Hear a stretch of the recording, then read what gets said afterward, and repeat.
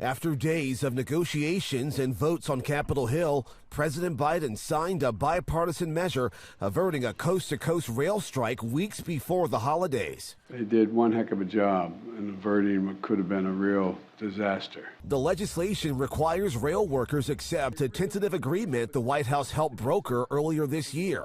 It calls for a $16,000 immediate payout with wage and benefit increases up to $160,000, a 24% pay raise, $5,000 performance bonuses, maintaining access to health care plans, and an additional day of paid personal leave. You get sick, you got a mark against you, a couple of marks, you get fired.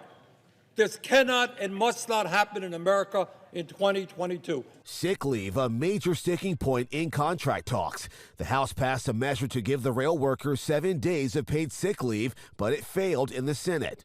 President Biden pledging to keep up the fight. But we still have more work to do, in my view, in terms of ultimately getting paid sick leave, not just for rail workers, but for every worker in America. Still, leaders of at least 4 major unions worry this new deal falls short. This retired rail engineer now fears for rail workers' morale. I can almost guarantee you that this time next year, you'll have fewer rail workers than you do right now. And the president called on Congress to step in amid concerns the effects of a rail strike could begin well before a work stoppage ever began, what could have triggered an economic crisis. Justin Finch, ABC News, Washington.